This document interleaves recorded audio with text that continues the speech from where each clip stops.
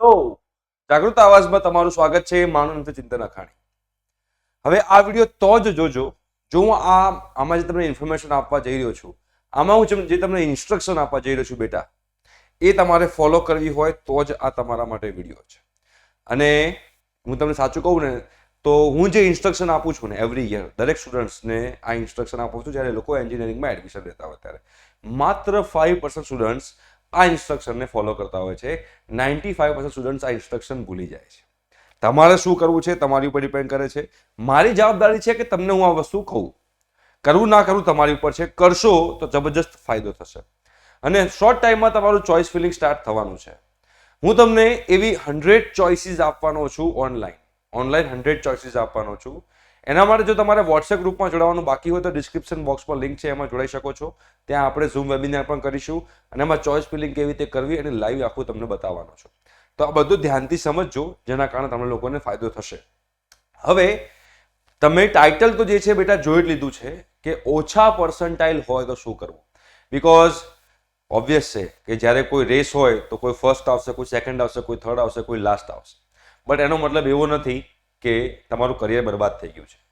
એનો મતલબ એવો નથી. એટલે પહેલાં તો એ વસ્તુ મગજમાંથી કાઢી નાખજો કે તમારા ઓછા પર્સન્ટાઇલ આવ્યા છે મતલબ તમારું કરિયર બરબાદ થઈ ગયું. ખોટી વાત છે. અને બીજી અગત્યની વસ્તુ કે જે લોકોને સારા પર્સન્ટાઇલ આવેલા છે એ લોકોને તો સારી કોલેજ મળવાની જ છે. પણ જે લોકોના પર્સન્ટાઇલ એવરેજ છે, બિલો એવરેજ છે કે બહુ ઓછા છે એ લોકોને સારી કોલેજ મળવાની નથી. તો એવા સંજોગોમાં આપણે શું કરવું જોઈએ એના વિશે આપણે આજે ડિસ્કસ કરવાના છીએ. હવે સારા પર્સન્ટાઇલ કોને ગણી શકાય? તો જે લોકોના 93, 94 થી ઉપર પર્સન્ટાઇલ આવેલા હોય એ લોકોને સારા પર્સન્ટાઇલ ગણી શકાય. જે લોકોને 93 થી નીચે હોય, 85 થી ઉપર હોય ને એવરેજ કહી શકાય. 85 થી 75 માં બિલો એવરેજ કહી શકાય. 75 થી ઓછા હોય ને બહુ જ ઓછા પર્સન્ટાઇલ આપણે કહી શકીએ. તો આવા સંજોગોમાં આપણે શું કરવાનું છે? જો એક વસ્તુ તમારે અહીંયા આગળ નક્કી કરવાની છે. શું નક્કી કરવાની છે? કે આ તમારા 4 years છે. ઓકે, આ તમારા તમે જે એન્જિનિયરિંગ બેટા કરવા જઈ રહ્યા છો આ એન્જિનિયરિંગમાં તમારા આ 4 વર્ષ જે છે એ 4 વર્ષ કમ્પ્લીટ થયા પછી તમારો ગોલ શું છે એ સૌથી પહેલા તમે તમારો ગોલ ડિસાઈડ કરો. જ્યાં સુધી બેટા તમારો ગોલ ડિસાઈડ નહીં હોય ને ત્યાં સુધી તમને કામ કરવાની મજા જ નહીં આવે. તમે નક્કી કરો કે આજથી 4 વર્ષ પછી જ્યારે મારું એન્જિનિયરિંગ કમ્પ્લીટ થાય છે એ કમ્પ્લીટ થયા પછી મારે આ વસ્તુ કરવાની છે અને એની પ્રિપેરેશન અત્યારથી સ્ટાર્ટ હોવી જોઈએ. અત્યારથી જ. ઘણા બધા લોકો મારે ક્વેશ્ચન એ બી છે કે તમે લોકો વેકેશનમાં તમારી ગુજકેટની એક્ઝામ પતી પછી જે વેકેશનમાં તમે લોકો કેટલો ટાઈમ વેસ્ટ કર્યો અને કેટલો ટાઈમ ઇન્વેસ્ટ કર્યો એ પણ તમને તમારી જાતને ક્વેશ્ચન પૂછજો. રાઈટ. હવે જે લોકોને ઓછા પર્સન્ટાઇલ છે આપણે ખાસ એના વિશે વાત કરશું. ઓછા પર્સન્ટાઇલ માટે હવે ઓછા પર્સન્ટાઇલમાં જે છોકરાઓ જે છે એ લોકોને વીક કોલેજ મળવાની છે. એ લોકોને વીક કોલેજ મળશે. હવે એક વસ્તુ ધ્યાન રાખજો, વીક કોલેજનો મતલબ શું છે? વીક કોલેજનો મતલબ એવો છે કે ત્યાં આગળ પ્લેસમેન્ટ ઓછું છે. તમે કોમ્પ્યુટર એન્જિનિયરિંગમાં એડમિશન લીધું હોય, તમે આઈટીમાં લીધું હોય, તમે mechanical, civil, electrical, EC, chemical, આ બધી વસ્તુઓ પર ડિસ્કશન ઝૂમ મિટિંગમાં કરવાના જ છીએ. તો તમે કોઈ પણ બ્રાન્ચમાં એડમિશન લીધું પણ જો તમારી વીક કોલેજ હશે ને તો તમને પ્લેસમેન્ટ નહીં મળે. ભલે તમે કોમ્પ્યુટર આઈટીમાં પણ કેમ ના રહ્યા હો. એકવાર આપણે ગવર્મેન્ટ કોલેજની વાત કરીએ તો જીઈસી જે સુરત છે, SS ગાંધી, કે જીઈસી ભરૂચ છે, જીઈસી પાટણ છે, જીઈસી પાલનપુર છે, બરોબર, દાહોદ, ગોધરા, આ બધી કોલેજોના પ્લેસમેન્ટને તમારી વેબસાઇટ પરથી ચેક કરવાના. ભલે કોમ્પ્યુટર આઈટી તો કોમ્પ્યુટર આઈટી, ત્યાં આગળ તમે જોશો તો 1 કે 2 કે 3 કે 4 લોકોના પ્લેસમેન્ટ થાય છે ઇવન કોમ્પ્યુટર આઈટીમાં. અને મિકેનિકલ, સિવિલ, કેમિકલ, ઇલેક્ટ્રિકલ બધામાં તો ઓલમોસ્ટ તમારે 0 ગણીને ચાલવાનું. તો હવે કરવું શું? કેમ કે આપણે એડમિશન તો લેવાના જ છે, એવું તો છે નહીં કે આપણે એન્જિનિયરિંગ કરવાનું નથી. તો હવે આપણે શું કરવાનું છે? હવે અહીંયા આગળ જે બેટા હું લખવા જઈ રહ્યો છું ને એ લખવા જે જઈ રહ્યો છું એ વસ્તુ 4 વર્ષમાં તમારે જો તમે કરશો ને તો તમારા ગમે એટલા ઓછા પર્સન્ટાઇલ હશે તમે લોકોને તકલીફ નહીં પડે. સમસ્યા ક્યાં છે ખબર છે? સમસ્યા એ છે કે જ્યારે 12thની એક્ઝામ કમ્પ્લીટ થાય છે, 12thનું રિઝલ્ટ આવે છે, પછી પેરેન્ટ્સ અને એમના સન કે ડોટર એટલા બધા એકદમ કહેવાય ને ચિંતિત હોય છે કે મારા છોકરાને કઈ કોલેજને કઈ બ્રાન્ચ મળશે. પણ જ્યારે કોલેજ અને બ્રાન્ચ મળી જાય છે ને એ પછીના 4 વર્ષ એકદમ રિલેક્સ થઈ જાય છે. પેરેન્ટ્સ પણ રિલેક્સ થઈ જાય છે અને સ્ટુડન્ટ્સ પણ રિલેક્સ થઈ જાય છે કે બસ હવે તો કોલેજ લાઈફ છે, એન્જોય કરવાની છે. પણ એકચ્યુઅલી તમારી આ જે 4 વર્ષની જર્ની જે છે તમારા નેક્સ્ટ 40 વર્ષ ડિસાઈડ કરશે કે તમે લોકો લાઈફમાં કેવી રીતે આગળ વધશો. જો આપણી કોલેજ વીક છે ને તો કોલેજ વીક હોય તો કોને સ્ટ્રોંગ થવું પડશે? તો આપણે સ્ટ્રોંગ થવું પડશે. આપણે અહીંયા સ્ટ્રોંગ થવું પડશે. યાદ રાખવાની એક વસ્તુ, જ્યારે આપણી પાસે કોલેજ વીક છે તો આપણે સ્ટ્રોંગ થવું પડશે. જો તમારી કોલેજ સ્ટ્રોંગ હશે તો એના માટે એવું નથી કે તમારે રિલેક્સ થઈ જશો. તમારે મહેનત તો એમાંય કરવાની છે, પણ આમાં તમારે થોડી એક્સ્ટ્રા મહેનત કરવી પડશે, જે 95% સ્ટુડન્ટ્સ કરતા નથી. અને પછી આ જ સ્ટુડન્ટ્સ જે છે એ આ જ સ્ટુડન્ટ્સ માર્કેટમાં એવી વાતો ફેલાવે છે કે એન્જિનિયરિંગની અંદર તો જોબ જ નથી, એના કરતાં પ્યુનની નોકરી સારી, એના કરતાં તો બીએસસી કરી દેવાય, એના કરતાં તો બીસીએ કરી દેવાય, એના કરતાં તો ચાનો ગલ્લો ખોલી દેવાય, એના કરતાં તો ભજીયા તળાય. આ બધી વાતો જે છે ને, આ બધી વાતો જે લોકોની કોલેજ વીક છે અને કોલેજ વીક હોવા છતાં પણ એ 4 વર્ષમાં કંઈ જ કરતા નથી અને છેલ્લે આ બધી વસ્તુઓમાં એ લોકો હેરાન થાય છે. તો પહેલી વસ્તુ જે છે ને કે તમે કોલેજમાં જે સ્ટડી કરશો ને એ માત્ર પાસ થવા માટે ના કરતા. હવે આ વસ્તુ તમે ધ્યાનમાં રાખજો, આ સૌથી મોટો ઇમ્પોર્ટન્ટ પોઈન્ટ. ગવર્મેન્ટ કોલેજની અંદર છોકરાઓ જતા જ નથી અને ગવર્મેન્ટ કોલેજમાં કોઈ ભણાવતું જ નથી, એટલે છોકરાઓને જલસા પડી જાય છે અને એક્ઝામના અઠવાડિયા પહેલા અને ફાઇનલ એક્ઝામના અઠવાડિયા પહેલા એ બુક હાથમાં લે છે અને 95% સ્ટુડન્ટ્સ એમને એવું કહેવા આવે છે કે સર પાસ થવાય એટલું અમને કહી દો, આઈએમપી આપી દો, અમારે ખાલી પાસ જ થવું છે. હવે જ્યારે એમની કોલેજ વીક છે અને માત્ર પાસ થવા માટે સ્ટડી કરતા હશે તો ઓલરેડી એમને પ્લેસમેન્ટ તો આવતું નથી અને ખાલી ને ખાલી પાસ થવા માટે સ્ટડી કરશે તો પછી જ્યારે ઓફ કેમ્પસ એ લોકો એપ્લાય કરવું હશે ત્યારે લોકો એપ્લાય કરી શકશે નહીં. તો ધ્યાન રાખજો, પાસ થવા માટે તમે લોકો સ્ટડી ના કરતા.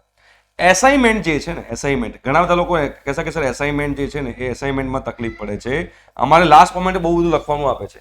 લાસ્ટ મોમેન્ટમાં કેમ લખવાનું આવે છે? બીકોઝ જ્યારે તમે કોલેજ જાઓ છો ત્યારે તમને જે હોમવર્ક આપવામાં આવે છે તમે લોકો હોમવર્ક નથી કરતા. એન્ડ મોમેન્ટ પર જ્યારે તમારી ફાઇનલ એક્ઝામ આવે ને ત્યારે તમે આ સબમિશન બી હોય, તમારે બધું સબમિટ કરાવવાનું હોય, ત્યારે તમે એમ થાય કે આ વાંચું કે સબમિશન આપો. બટ જો તમે રેગ્યુલર તમે કોલેજમાં જે તમને હોમવર્ક આપે, જે તમને એસાઇનમેન્ટ લખવામાં આપે એ તમે રેગ્યુલર જો તમે એસાઇનમેન્ટ લખતા રહેશો ને તો એન્ડ મોમેન્ટ પર તમને આમનું જે છે એ ફ્રસ્ટ્રેશન નહીં આવે. રાઈટ. સૌથી ઇમ્પોર્ટન્ટ જે આજકાલના છોકરાઓ ફોકસ જ નથી કરતા, પણ જેટલી પણ ઓફ કેમ્પસ કંપની છે, જેટલી પણ ઓન કેમ્પસ કંપની છે એ બધા જ લોકો આની પર ફોકસ કરે છે. તમે જ્યારે પણ કોઈ ઓફ કેમ્પસમાં એપ્લાય કરવા જાઓ યા તો તમે કોઈ ઓન કેમ્પસમાં એપ્લાય કરવા જાઓ ત્યારે એક વસ્તુ ધ્યાનમાં રાખવાની કે સૌથી ઇમ્પોર્ટન્ટ સબ્જેક્ટ છે એપ્ટિટ્યુડ. એપ્ટિટ્યુડ ઘણા લોકોને હજુ લાસ્ટ યરમાં આવ્યા હોય, 6 સેમેસ્ટરમાં ભણતા હોય અને અમે કહીએ કે બેટા એપ્ટિટ્યુડ સ્ટ્રોંગ કરો એટલે એ લોકોનો પહેલો ક્વેશ્ચન એવો છે કે સર એપ્ટિટ્યુડ એટલે શું? એપ્ટિટ્યુડનો મતલબ એમ થાય છે કે તમારા એવા ક્વેશ્ચન્સ હોય જે તમારું લોજિક જે છે એ તમારું એ ડેવલપ કરે, તમારું આઈક્યુ લેવલ ડેવલપ કરે. એવા જે ક્વેશ્ચન છે એવા ક્વેશ્ચનને તમે એપ્ટિટ્યુડ ક્વેશ્ચન કહી શકો છો. અને એમાં તમે જોશો તો માર્કેટમાં ઘણી બધી બુક્સ અવેલેબલ છે, આ બુક્સમાંથી તમે લોકો પ્રિપેરેશન કરી શકો છો, પ્રેક્ટિસ કરી શકો છો. એટલે આ એપ્ટિટ્યુડ પર પણ તમારે ફોકસ કરવાનું છે. જુઓ, આ તમે એપ્ટિટ્યુડ સબ્જેક્ટ જે છે એ બહુ જ ઇમ્પોર્ટન્ટ છે અને જો આની પર ફોકસ નહીં કરો તો પણ તમને લોકોને તકલીફ પડશે. રાઈટ. એપ્ટિટ્યુડની વાત કરી મેં અહીંયા આગળ. બીજી અગત્યની વાત તમને બેટા અહીંયા આ ઓછા પર્સન્ટાઇલ વાળા લોકો આ બધી મહેનત કરવી પડશે. ઇવન જેના લોકોના વધારે પર્સન્ટાઇલ વાળા છે એ લોકો બી આ કરવું તો પડશે જ. એવું નથી કે ઘરે બેઠા બેઠા જોબ મળી જશે, એવું તો નથી જ. હવે જે લોકો કોમ્પ્યુટર આઈટી સિવાય ગવર્મેન્ટની અંદર એટલે કે મિકેનિકલમાં એડમિશન લીધું હોય, સિવિલમાં એડમિશન લીધું હોય, ઇલેક્ટ્રિકલ, કેમિકલ, ઈસી, આ બધી કોલેજો પણ આ બધી બ્રાન્ચ પણ છે અને આ બધી બ્રાન્ચમાં પણ લોકો એડમિશન તો લેવાના જ છે. અને આપણને ખબર છે કે ટોપની 5, 6, 7 કોલેજ સિવાય કોઈ જગ્યાએ પ્લેસમેન્ટ એટલું છે જ નહીં. ઇવન એલડીની અંદર 50% પ્લેસમેન્ટ છે. Even VGC Vishwakarma government engineering college છે એમાંય 50% પ્લેસમેન્ટ છે. તો એલડી જેવી કોલેજમાં 50% પ્લેસમેન્ટ હોય ગવર્મેન્ટ કોલેજની અંદર તો આપણે સમજી શકીએ છીએ કે બીજી બધી જે ગવર્મેન્ટ કોલેજ છે એમાં તો 50% કરતાં ઓછું જ પ્લેસમેન્ટ હોવાનું છે. એ તમારે ગણીને ચાલવાનું છે અને આ રિયાલિટી છે. તો એમાં આપણે બધામાંથી સર્વાઈવ કરવાનું છે, એના બધા ઓપ્શન્સ આપણે જોવા પડશે અને એના માટે આપણે મહેનત બી કરવી પડશે. તો બીજો એક અગત્યની વસ્તુ છે જે આપણા એન્જિનિયરિંગ સ્ટુડન્ટ્સ માટે આવે છે એ છે ગેટ એક્ઝામ. હવે આ જે ગેટ એક્ઝામ જે છે આ ગેટ એક્ઝામ હું તમને કહું જે મેં આપેલી છે એટલે મને ખબર છે કે આના બેનિફિટ કેટલા છે. જે લોકો ગેટ એક્ઝામ આપે છે એ લોકોને ખબર છે કે આના બેનિફિટ કેટલા છે, પણ આપણા જે ગુજરાતના સ્ટુડન્ટ્સ છે સમૂહ મને ખબર નહીં, પણ એ લોકો ગેટ એક્ઝામ માટે ઇન્ટરેસ્ટેડ નથી. અને ગેટ એક્ઝામ જે છે ને જો એમાં તમે ઓલ ઇન્ડિયા રેન્ક તમારો બહુ જોરદાર આવી ગયો ને તો તમારી ચાંદી થઈ જશે. બટ એના માટે અગેન આની અંદર વેરી હાર્ડ વર્ક છે અને જ્યારે પણ હાર્ડ વર્ક આવે ને ત્યારે આપણા સ્ટુડન્ટ છે ને થોડા પાછા પડે છે. આ હાર્ડવર્કમાં આપણા સ્ટુડન્ટ્સ પાછા પડે છે. એમને એમ થાય છે કે શોર્ટકટ રસ્તો મને મળી જાય ને તો મારી લાઈફ બની જશે, પણ બેટા એવું ના હોય કોઈ દિવસ. જો હાર્ડવર્ક કરશો ને તો આ હાર્ડવર્ક છે જોડે જોડે યસ આમાં હું એમ પણ કહી શકું કે સ્માર્ટ વર્ક પણ છે જ. હાર્ડવર્ક અને સ્માર્ટ વર્ક બંને જ છે. જો આ તમે મેં આપેલી છે એટલે મને ખબર છે અને મારો બી ઓલરેડી રેન્ક સારો આવ્યો તો વિથ 99.9% મેં એનઆઈટીમાંથી એમટેક કર્યું. રાઈટ. તો આનાથી મને જે ફાયદો થયો છે ને એવું તમને શબ્દોમાં નહીં કહી શકું, એ હું પોતે જ ફીલ કરું છું કે મને આનો કેટલો બેનિફિટ છે. બટ અગેન મહેનત છે આની અંદર, કારણ કે તમે 4 વર્ષમાં જે ભણો છો એ 4 વર્ષનો નિચોડ, એમાં જેટલા પણ સબ્જેક્ટ આવે છે એ બધા સબ્જેક્ટ્સનો થઈને 100 માર્ક્સની એક્ઝામ હોય છે, અને 100 માર્ક્સની એક્ઝામમાં તમારે લોકો સરસ સ્કોર કરવાનો હોય છે, રાઈટ. પણ આપણા છોકરાઓ જ્યારે અહીંયા ખાલી પાસ થવા માટે ભણ્યા હોય આની અંદર, અને એમાં ખાલી પાસ થવા માટે ભણ્યા હોય એટલે કન્સેપ્ટ ક્લિયર ના હોય, એટલે આ ગેટ એક્ઝામમાં લોકો ક્લિયર કરી શકે નહીં. હું પણ આવું જ કરતો હતો, હું પણ પાસ થવા માટે જ ખાલી સ્ટડી કરતો હતો, રાઈટ. પણ એના માટે મારું વર્ષ બગડ્યું, મારે હૈદરાબાદ જઈને આની ટ્રેનિંગ લેવી પડી, અને ટ્રેનિંગ લીધા પછી મેં એમાં ગેટનો સ્કોર કર્યો. મારો વર્ષ બગડ્યું ને, તમારું વર્ષ ના બગડે એના માટે વસ્તુ કહી રહ્યો છું. ઓકે, હંમેશા વસ્તુ ધ્યાનમાં રાખવાની કે પોતાની ભૂલોથી શીખી એના કરતાં બીજાની ભૂલોથી શીખે તો જિંદગીમાં વધારે આગળ નીકળી શકાશે. તો મેં એક આ ભૂલ કરી હતી, તમે ભૂલ ના કરતા તો તમે મારા, હું અત્યારે જે લેવલ પર છું એના કરતાં તમે લોકો મારા કરતાં વધારે આગળ લેવલ પર હોય એવી મારી ભગવાનને પ્રાર્થના છે, રાઈટ. તો આ ગેટ એક્ઝામ છે જે તમે કરી શકો છો. ઇવન આ ગેટ એક્ઝામ તો ખાસ જે લોકો કોર બ્રાન્ચમાં છે, કોર બ્રાન્ચમાં એટલે કે મિકેનિકલમાં છે, સિવિલમાં છે, ઇલેક્ટ્રિકલમાં છે, કેમિકલમાં છે, રાઈટ, ઈસીમાં છે, આ બધા છોકરાઓ તો ગેટ એક્ઝામની તૈયારી કરવી જ જોઈએ. બીકોઝ આપણને ખબર છે કે ઓલરેડી પ્લેસમેન્ટ ઓછા થાય છે આ બધી બ્રાન્ચની અંદર. કોમ્પ્યુટર આઈટીમાં ઓફ કેમ્પસમાં મળી જાય છે, પણ આ બધી બ્રાન્ચમાં ઓફ કેમ્પસ લેવું ડિફિકલ્ટ છે. એટલે આ બધા લોકોને પ્લેસમેન્ટ કેમ નથી થતા ખબર છે? એક તો પાસ થવા માટે સ્ટડી કરે છે, ગેટ એક્ઝામની પ્રિપેરેશન કરતા નથી, એના કારણે આ લોકોના પ્લેસમેન્ટ ઘણા ઘટી જાય છે. આ ગેટ એક્ઝામના એટલા બધા ફાયદા છે ને કે તમે લોકોને ઈસરોમાં પણ જોબ મળી શકે છે, તમને લોકોને પીએસયુ કંપનીઝમાં પણ જોબ મળી શકે છે.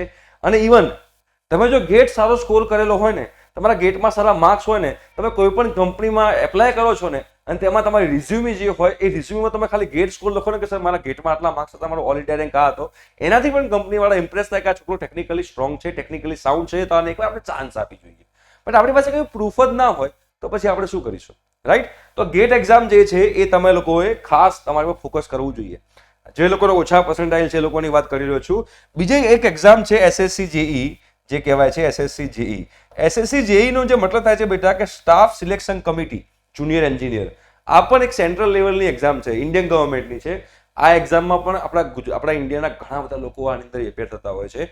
આનું પણ ઇમ્પોર્ટન્સ જોરદાર છે. તમારે જો ગેટ એક્ઝામ ના આપવી હોય તો એસએસસી જેઈ પર તમારે ફોકસ કરવું પડે. જો એસએસસી જેઈ તમારે ના આપવી હોય, તમારે ગુજરાત ગવર્મેન્ટમાં જવું હોય તો જીપીએસસી ની એક્ઝામ તમારે આપવી પડે.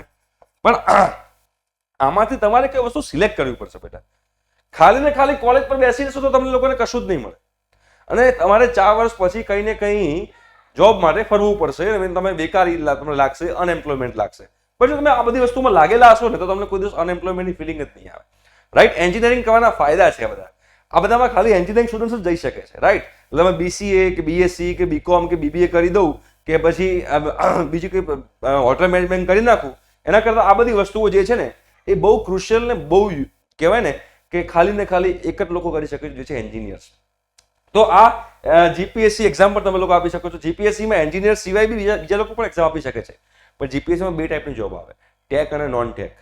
ટેક જે છે ને એમાં ખાલી ને ખાલી એન્જિનિયરિંગ આપી શકે, એટલે કે assistant engineer mechanical, assistant engineer civil, class 2 job હોય છે, આસિસ્ટન્ટ એન્જિનિયર સિવિલ, રાઈટ. તો આ બધી જે આસિસ્ટન્ટ એન્જિનિયરની જે આવે છે ક્લાસ 2 ઓફિસર, એ ખાલી ને ખાલી એન્જિનિયરિંગ સ્ટુડન્ટ આપી શકે. હા, પછી તમારે ક્લર્ક બનવું હોય, પીએસઆઈ બનવું હોય, ડીવાયએસપી બનવું હોય, તો એ બધી વસ્તુ માટે બધા લોકો આપી શકે. બટ આ ખાલી આસિસ્ટન્ટ એન્જિનિયર આપવું હોય તેના માટે ખાલી ને ખાલી એન્જિનિયરિંગ સ્ટુડન્ટ્સ જ આપી શકે. તો જીપીએસસી એક્ઝામ પર તમારે ફોકસ કરવું જોઈએ.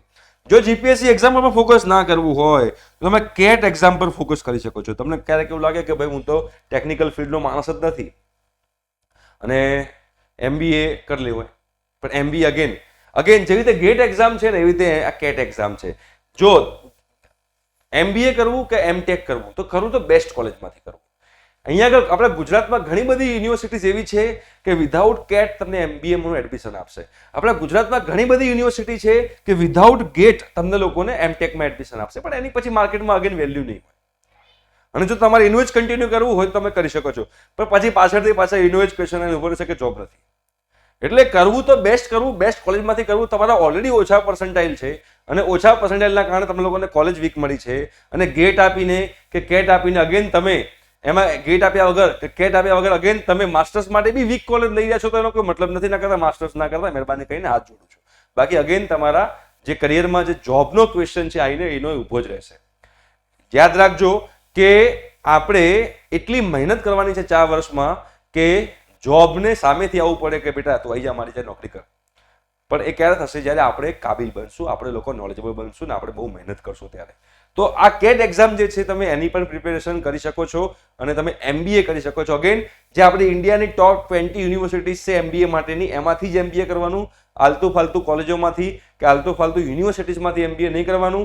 બાકી આવા તો MBA ઢગલે કૂટાય છે અને એ લોકોને જોબ નથી કાં તો બહુ જ ઓછા પગારની જોબ છે.